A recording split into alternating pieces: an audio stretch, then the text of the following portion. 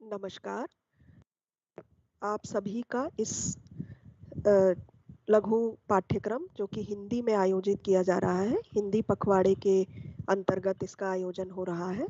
आज इस सत्र में हम सुदूर संवेदन तकनीक और उसके अनुप्रयोग क्या-क्या हो सकते हैं, क्या उसके बेसिक प्रिंसिपल्स हैं, किन आधारों पर वह टेक्निक या तकनीक को हम इस्तेमाल करते हैं और किन उपयोगों में इसको हम ला सकते हैं, इस विषय पर हम चर्चा करेंगे। तो सुदूर संवेदन जो है, आप देखें, हम लोग किसी भी चीज के विषय में कुछ जानकारी हासिल करते हैं या उसके बारे में कुछ विशेष तत्व हमें पता चलते हैं, तो 5 इंद्रियों द्वारा हम अपना सेंसिंग या संवेदन करते हैं। अब आप देखें, हम छू कर पता कर सकते हैं किसी चीज के बारे में, वो गर्म है या ठंडा है, इस तरह की चीजें। दृष्टि द्वारा हम देख के पता कर सकते हैं कई चीजें, उसका रंग, उसका प्रकार, वो क्या टेम्परेचर है, ठंडा गर्म, इस तरह की चीजें। नाक की शक्ति से सूंघने के द्वारा हमें पता चल सकता है। सुनाई दे हमको अगर, कानों का प्रयोग, कर्ण शक्ति को प्रयोग करके हम देख कर पता कर सकते हैं अपने आसपास की चीजों के बारे में। और एक 5वीं इंद्री जो हमारी है, जीभ, टेस्ट करके भी हम पता कर सकते हैं। अब इसमें से कुछ इंद्रियां जो है, उनसे हम रोजमर्रा की जिंदगी में भी, एवरीडे लाइफ में भी हम सुदूर संवेदन से संवेदन करके चीजों के बारे में पता करते हैं, जैसे कि देखना, सुनना और सूंघना। ये 3 इंद्रियां जो हमारी हैं, ये हमारी मदद करती हैं कि हम दूर से ही किसी चीज के बारे में जानकारी पता कर लें। अब अगर आप ये देखें, आपको ये फल दिखाई दे रहा है, तो इसके बारे में आप क्या देख पाते हैं? इसका रंग दिख रहा है आपको, शेप या आकार तो दोनों का एक ही जैसा है, मगर रंग दोनों का अलग अलग है। तो दृष्टि द्वारा हमें यह पता चल रहा है कि रंग में कुछ अंतर है दोनों में, तो इसका मतलब कि ये फिजिकली कुछ अलग जानकारी हमको दे रही है। तो हरे रंग से ज्यादातर करके ये है कि कच्चा फल होगा, और पीला रंग दिखाई पड़ रहा है या लाल रंग दिखाई देगा कुछ फलों में, तो वो हमें उनके पके हुए होने का एहसास बताएंगे। तो इस तरह हम प्रतिदिन भी जो संवेदन करते हैं, वो कुछ तरीकों में सुदूर रहकर ही चीज, वस्तुओं से दूर रहकर भी हम उनके बारे में जानकारी प्राप्त करते हैं।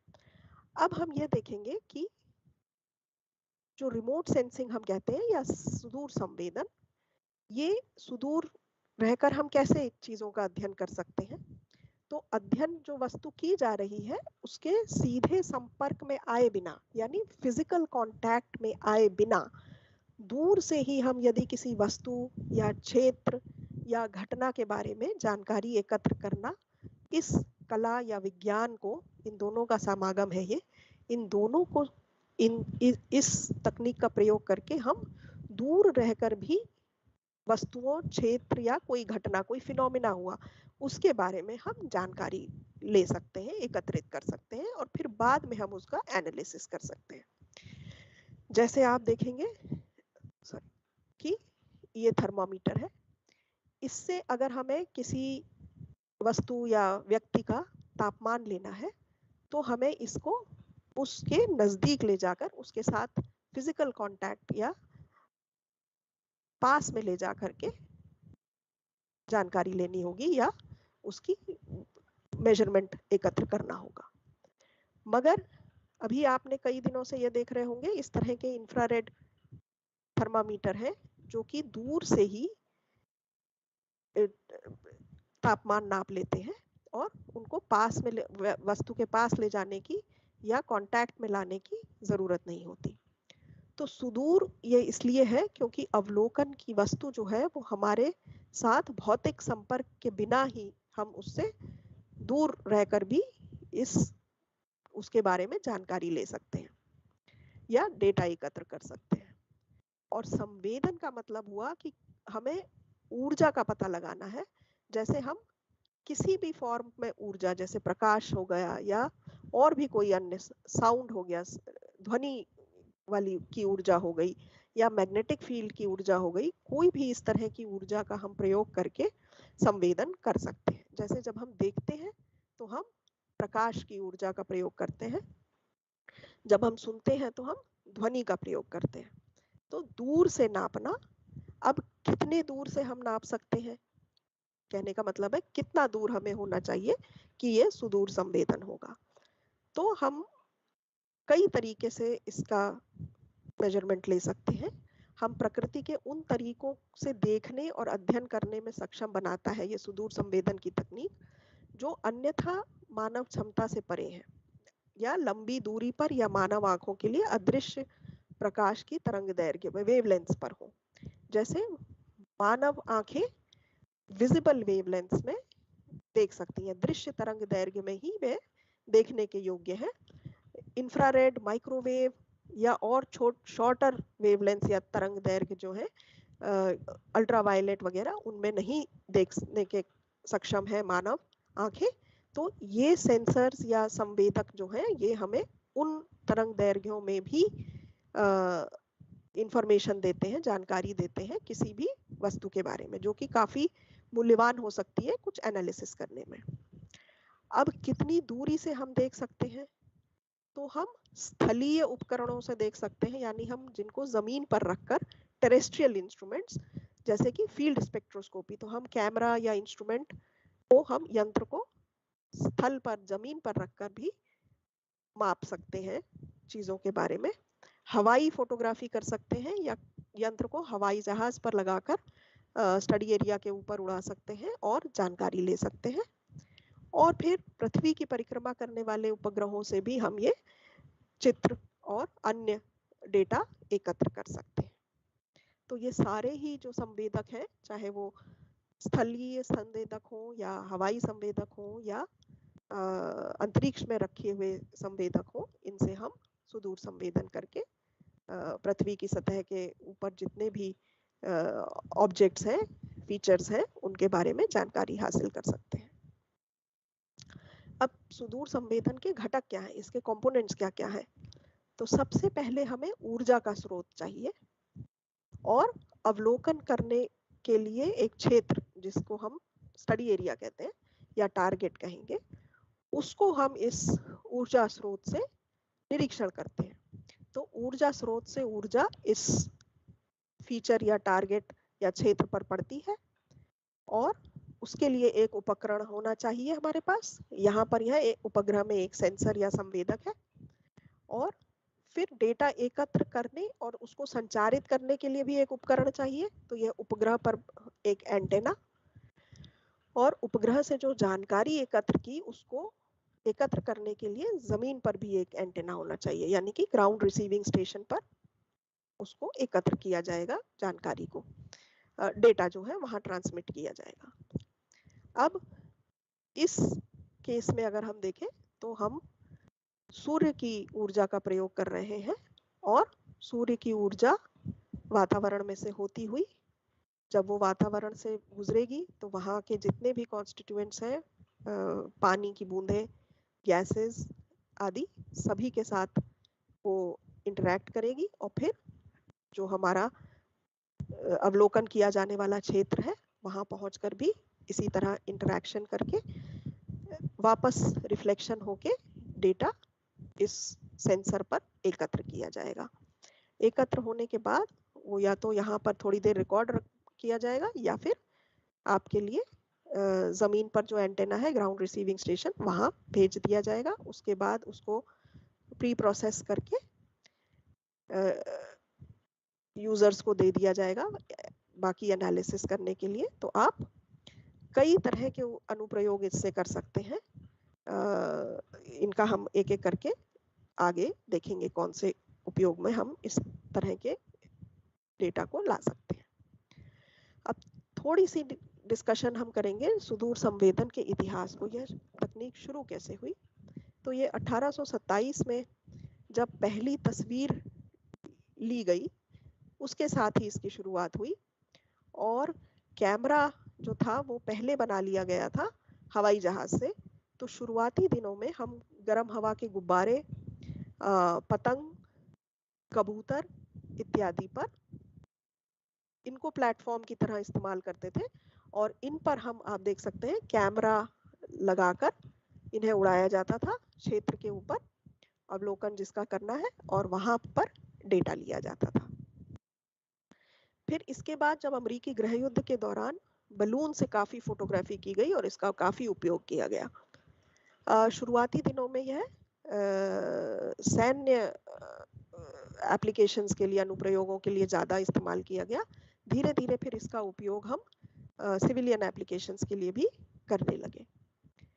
उसके बाद रॉकेट पर कैमरा लगाकर और पतंग से ली गई, कबूतरों की लगी हुई पर लगाए हुए कैमरों से ली गई तस्वीरें इत्यादि हमने इस्तेमाल की। प्रथम एवं द्वितीय विश्व युद्ध के दौरान विमान में लगे कैमरों का उपयोग किया गया और उसके बाद जासूसी विमान भी बहुत डेटा लेकर के इसका इस्तेमाल किया गया। फिर आप देखेंगे 1957 में स्पुतनिक 1 रशियन रॉकेट भेजा गया और 1960 में पहला मौसम विज्ञान उपग्रह, जिसको टाइरोस 1 के नाम से जाना जाता है, लॉन्च किया गया। इसके साथ ही सिविलियन एप्लीकेशंस के लिए इस तकनीक को इस्तेमाल किया जाने लगा।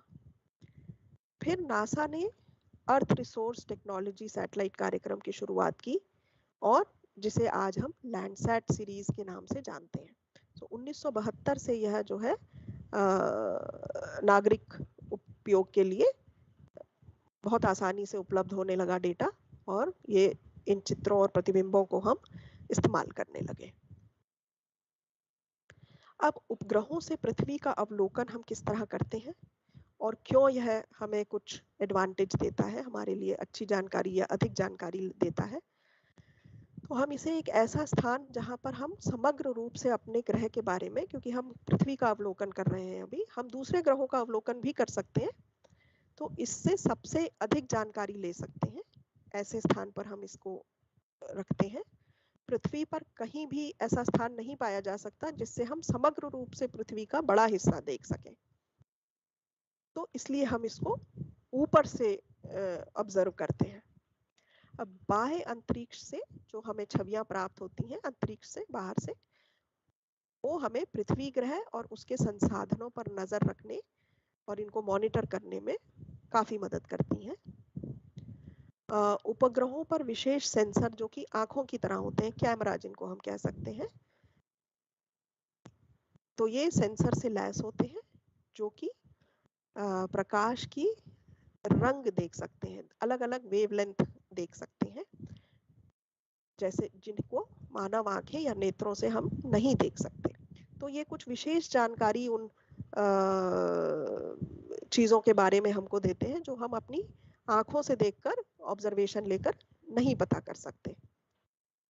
अब ये उपग्रह जो है ये पृथ्वी के ऊपर परिक्रमा करते हैं, चारों ओर यात्रा करते हैं और हमारे ग्रह का सुदूर संवेदन, यदि हम पृथ्वी का अवलोकन कर रहे हैं, अर्थ ऑब्जर्वेशन जिसको आप अंग्रेजी में जानते हैं, तो पृथ्वी के अवलोकन को हम सुदूर संवेदन की एक एप्लीकेशन है। तो इस के द्वारा हमको विहंगम दृश्य, यानी हम बड़ा एरिया इसका देख सकते हैं, बड़ा क्षेत्र देख सकते हैं एक साथ, और त्वरित पुनरीक्षण भी कर सकते हैं, क्योंकि इसको जिसको कहते हैं टेम्पोरल वेरिएशन। तो इसका अर्थ है कि हम प्राकृतिक आपदाओं, जलवायु परिवर्तन और मौसम के बारे में हम सूचित कर सकते हैं लोगों को, और इसमें मदद मिल सकती है। तो जिसको हम कहते हैं सिनॉप्टिक व्यू, और बार बार एक जगह का निरीक्षण करने की क्षमता। तो इन दोनों चीजों से हम इस तरह के अनुप्रयोग, जिससे कि हमें प्राकृतिक आपदाओं, जलवायु में क्या परिवर्तन हो रहे हैं कुछ समय के उपरांत, और मौसम विज्ञान के बारे में भी हम, मौसम के विषय में हम सूचना एकत्रित कर सकते हैं और उसका एनालिसिस कर सकते हैं। अब कुछ अनुप्रयोग हम देखते हैं यहाँ पर क्या क्या हम कर सकते हैं।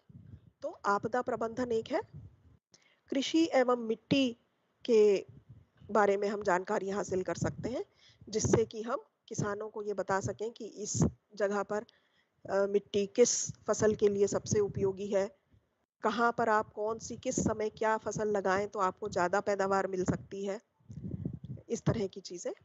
वन एवं पर्यावरण की निगरानी कर सकते हैं हम, इससे हम क्लाइमेट चेंज जलवायु परिवर्तन के बारे में जानकारी ले सकते हैं। वन कहाँ कहाँ कम हो गए, अब आप इसको देखेंगे तो इसमें हम 1987 से लेकर 2000 तक की छवियां हैं और आप देखेंगे कि यहाँ वन का किस तरह ह्रास हो गया है, कम होते चले गए हैं वन। अब आप देखें तो चेंज डिटेक्शन यानी हम क्या परिवर्तन हो रहे हैं इसका जायजा ले सकते हैं।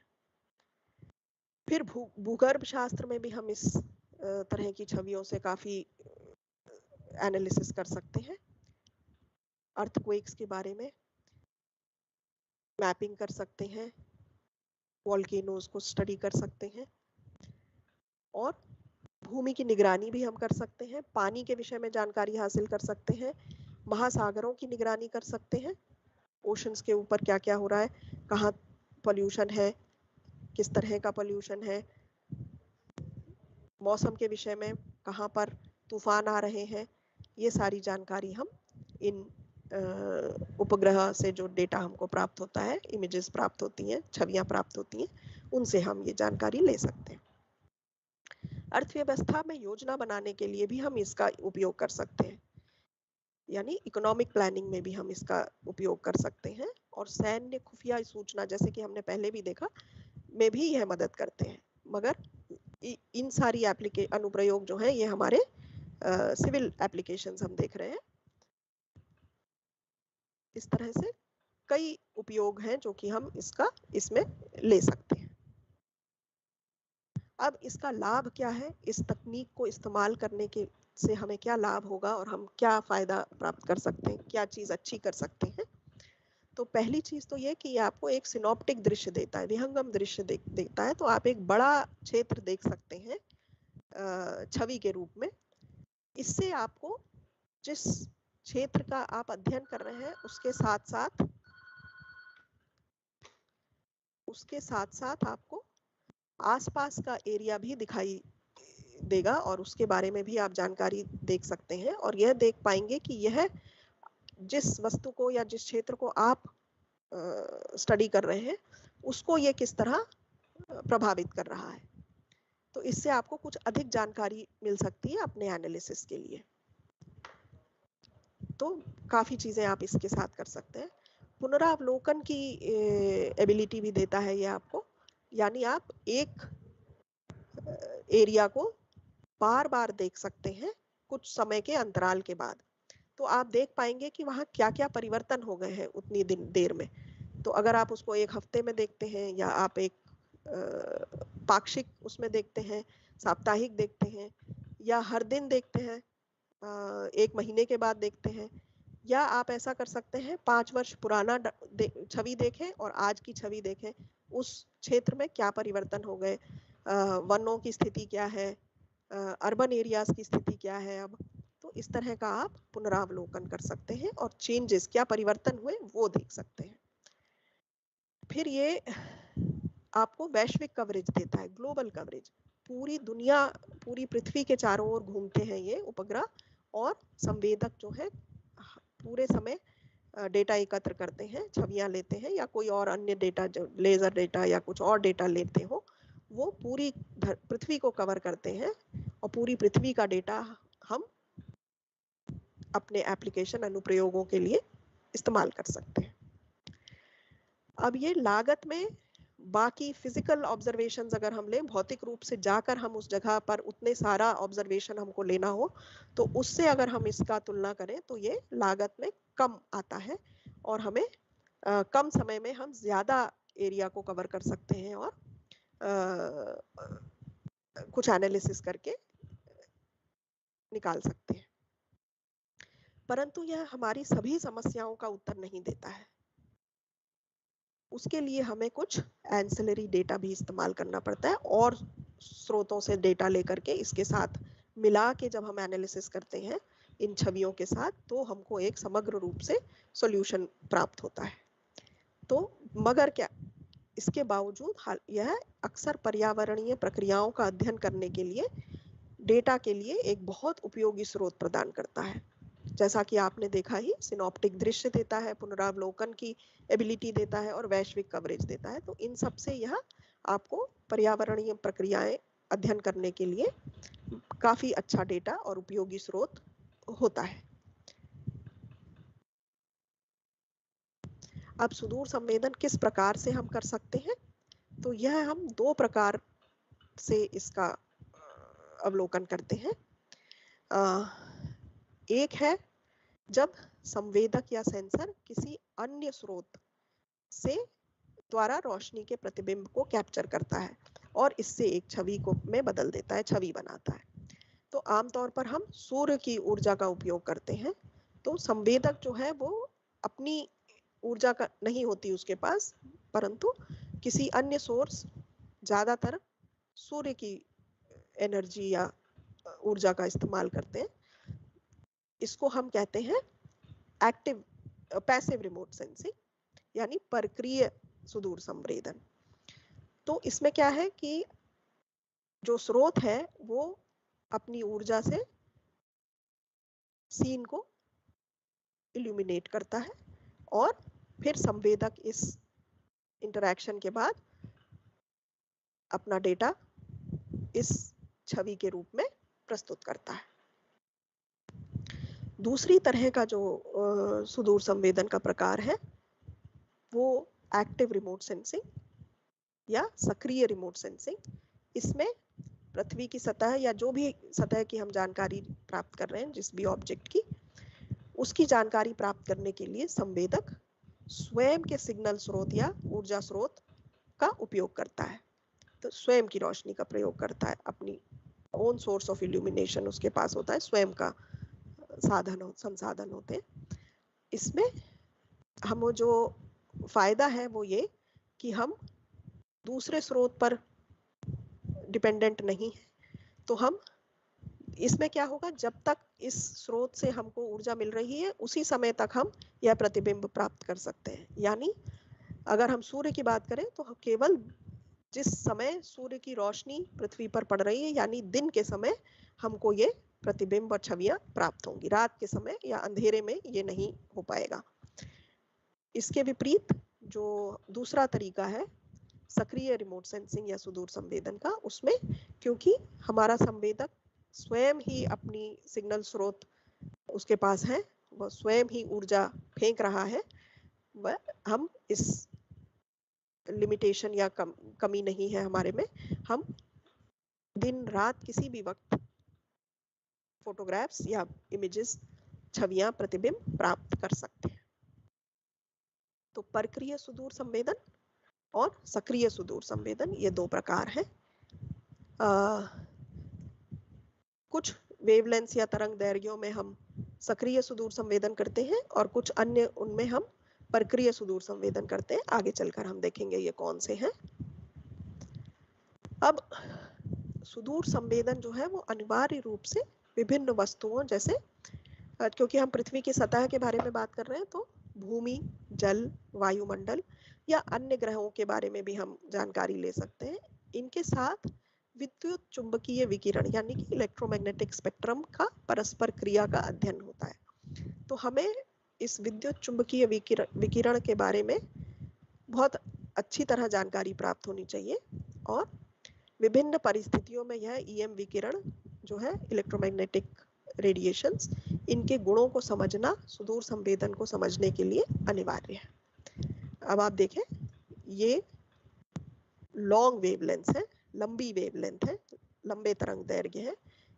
इस विजिबल या दृश्य तरंग दैर्घ्यों में हम मानव नेत्र देखने के योग्य है, इसमें देख सकते हैं, इसी में संवेदन कर सकते हैं और बाकी किसी भी क्षेत्र में, विद्युत चुंबकीय विकिरण के क्षेत्रों में हम नहीं देख पाते हैं।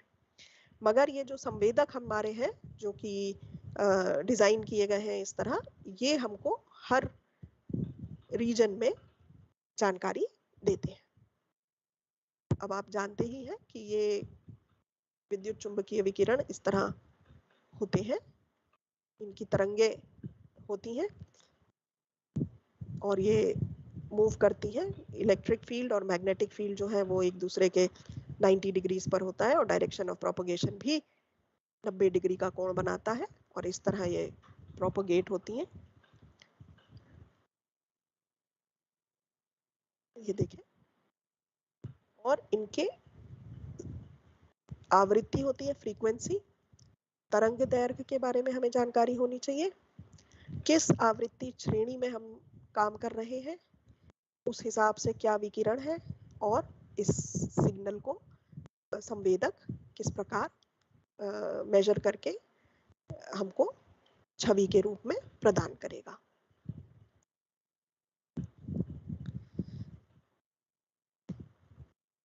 तो विद्युत चुंबकीय स्पेक्ट्रम की हमको जानकारी होनी चाहिए।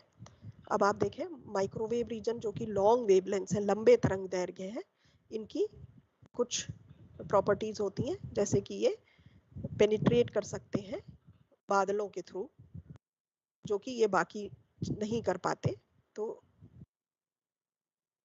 विजिबल वेवलेंथ जो है और इंफ्रारेड वेवलेंथ जो है वो बहुत इस्तेमाल होती हैं सुदूर संवेदन के अनुप्रयोगों में।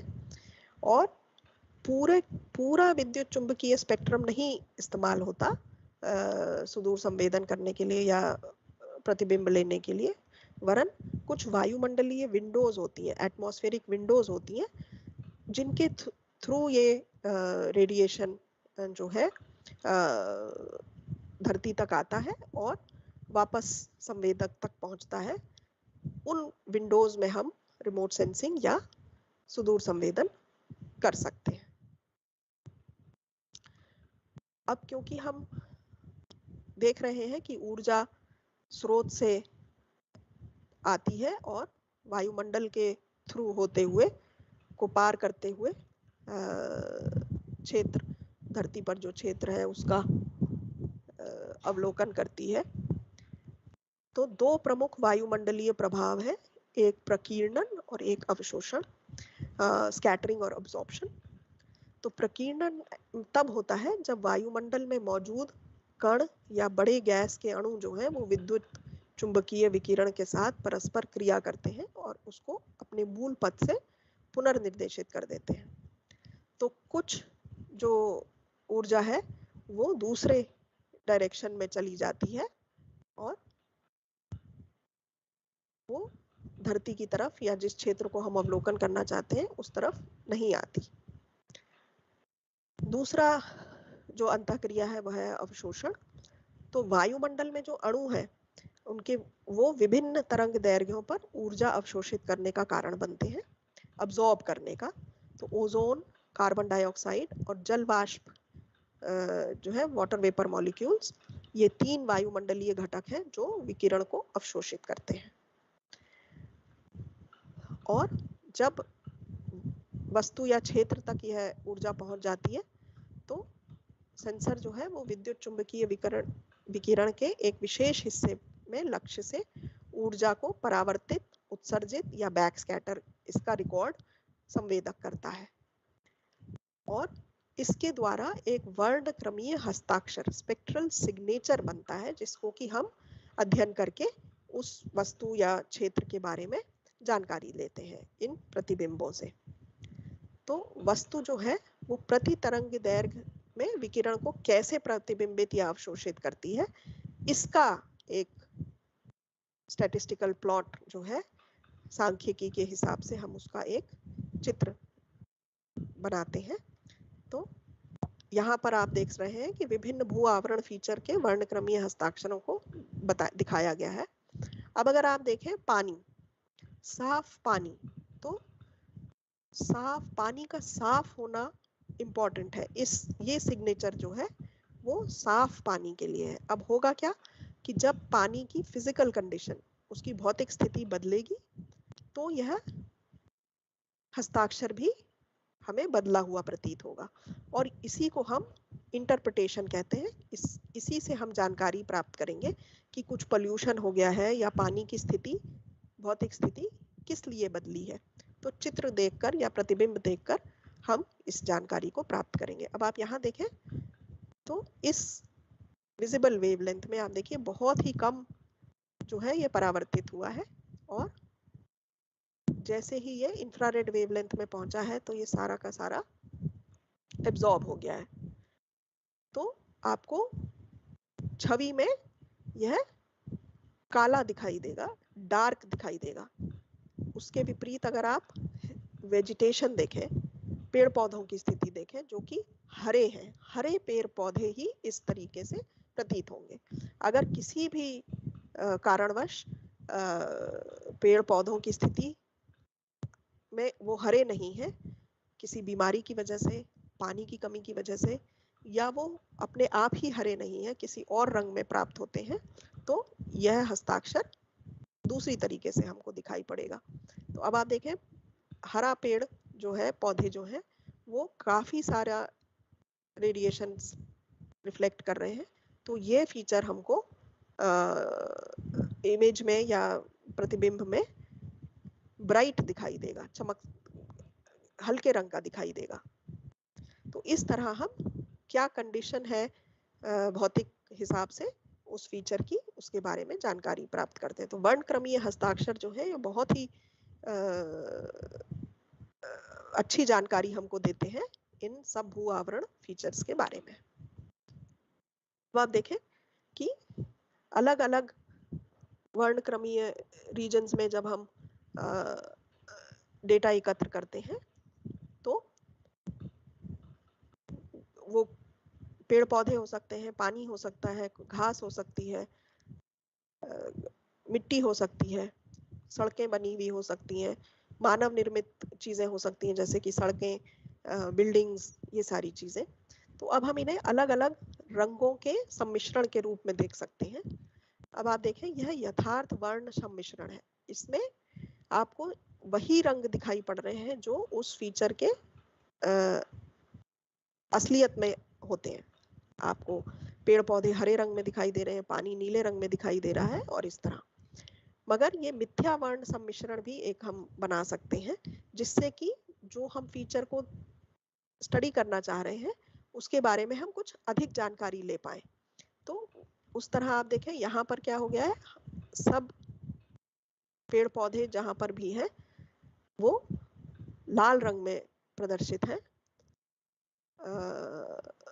नदी में जो सैंड है वो आपको हल्के नीले रंग में दिखाई दे रही है, पानी जहां जहां है वो गाढ़ा नीला दिखाई दे रहा है, बिल्डिंग एरिया जो है, मानव निर्मित जगह जो है, सड़कें, बिल्डिंग्स, ये सारे अभी आपको हल्के नीले रंग में दिखाई पड़ रहे हैं। तो ये मिथ्या वर्ण है, यथार्थ नहीं है, जैसा कि होता है उस तरह के रंग नहीं है, परंतु ये आपको कुछ अधिक जानकारी दे सकते हैं उन वेवलेंथ रीजन्स में जो कि हम अपनी नेत्रों से नहीं देख पाते। ठीक है कि सुदूर संवेदन उपग्रहों के लिए जो कक्षाएं हम उपयोग करते हैं उनके क्या प्रकार हैं। ये दो तरह की हैं, एक है भूस्थिर कक्षा और दूसरी है निकट ध्रुवीय कक्षाएं। तो भूस्थिर कक्षाएं जो है वो पृथ्वी से लगभग 36,000 किलोमीटर ऊपर परिक्रमा करते हैं और पृथ्वी के अपनी धुरी पर घूमने के साथ ही समन्वयित है इनका।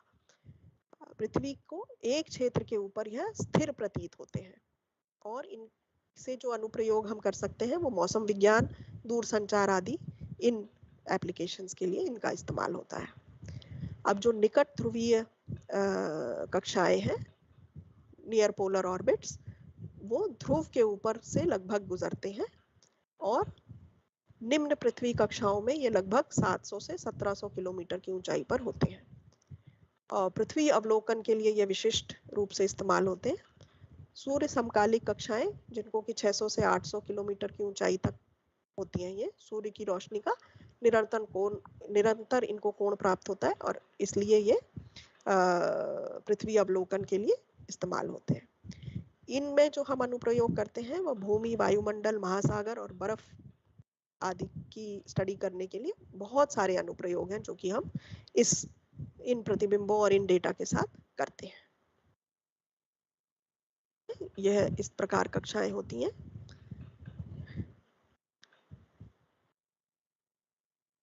अब जो हम सुदूर संवेदन के लिए विद्युत प्रकाशीय कैमरे इस्तेमाल करते हैं, संवेदक इस्तेमाल करते हैं, वह सार्ववर्णी कैमरे हो सकते हैं यानी पैनक्रोमैटिक, बहुस्पेक्ट्रमी या वर्णक्रमीय कैमरे हो सकते हैं जो कि हमें मल्टीपल लेयर्स देते हैं, और अति स्पेक्ट्रमी या वर्णक्रमीय कैमरे हो सकते हैं जिनको हम हाइपर स्पेक्ट्रल के नाम से कैमरा के नाम से जानते हैं। यह हमें बहुत सारे 100-200 बैंड्स में डेटा दे सकते हैं, बहुत नैरो बैंड्स में डेटा दे सकते हैं। तो इनके सार्ववर्णी कैमरा इस तरह का होगा, बहुस्पेक्ट्रमी कैमरा और अति स्पेक्ट्रमी कैमरे।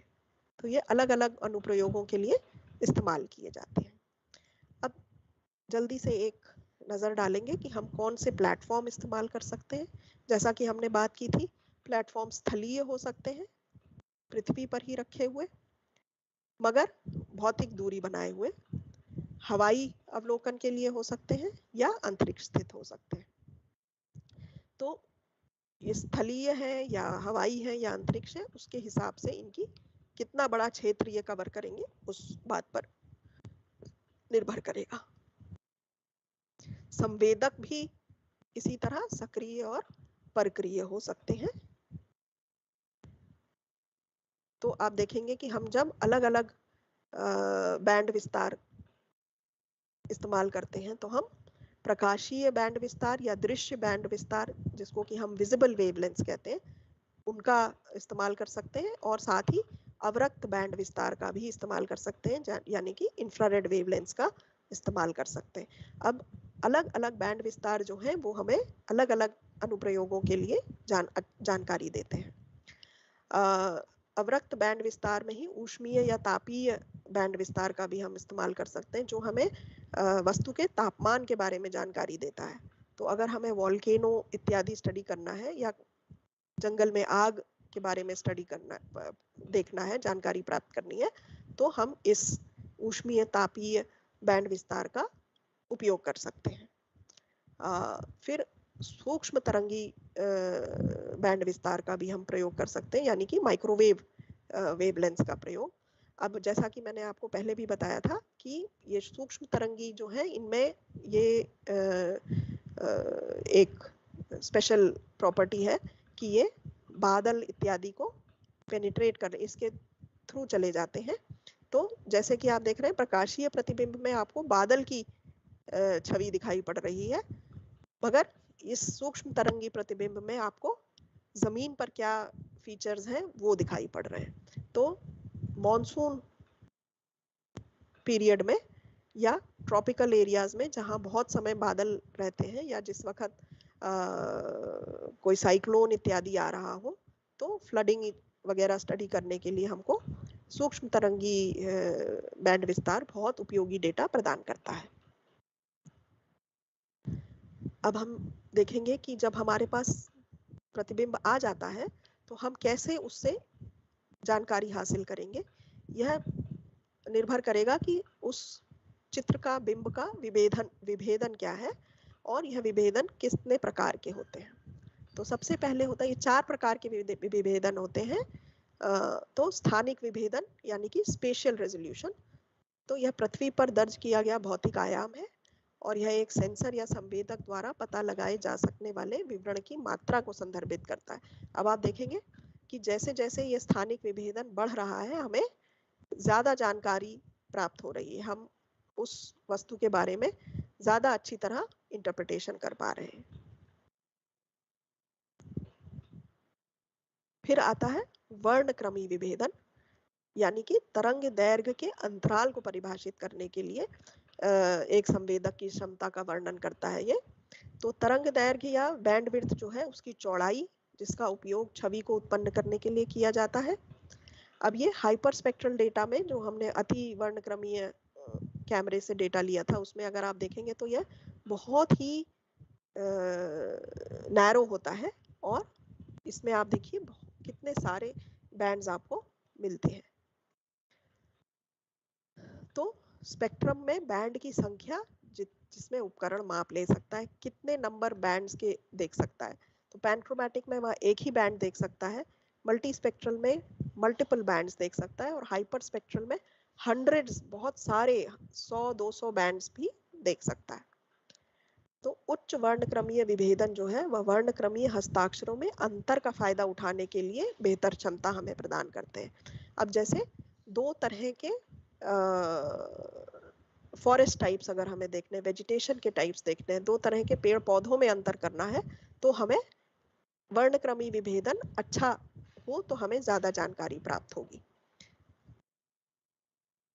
विकिरण मितीय विभेदन यह तीसरा प्रकार है।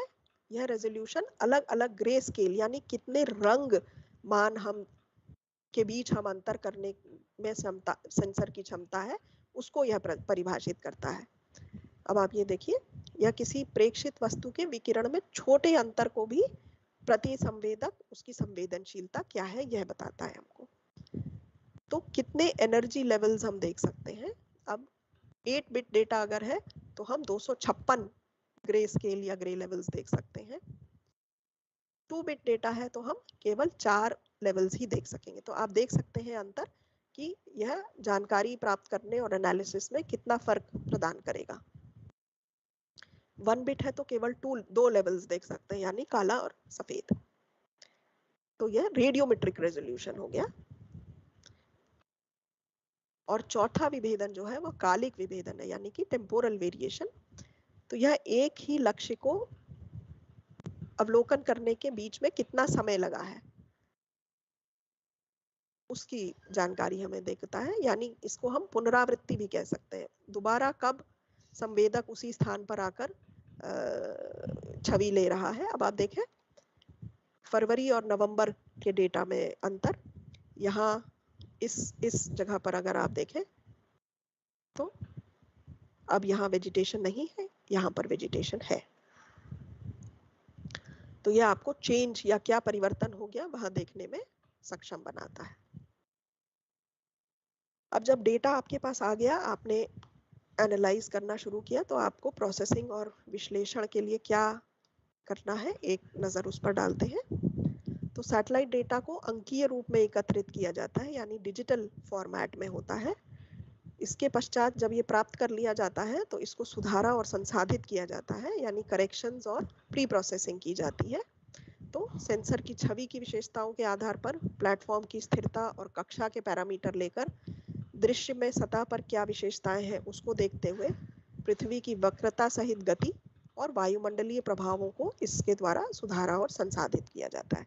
उसके पश्चात जब छवि हम यूजर को दी जाती है तो वह उसका उन्नतीकरण कर सकता है, एनहांसमेंट कर सकता है।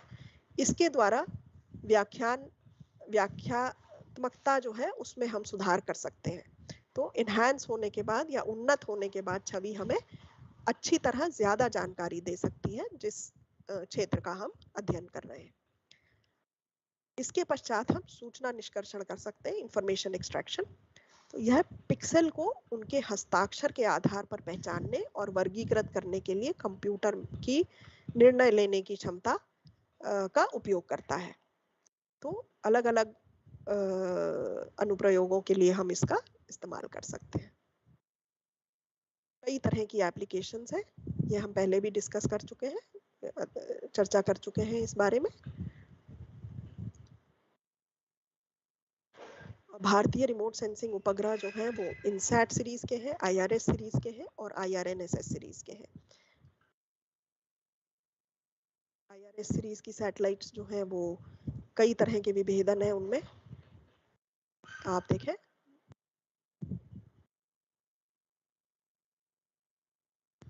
इसके साथ ही हम यह चर्चा समाप्त करते हैं। आपके कुछ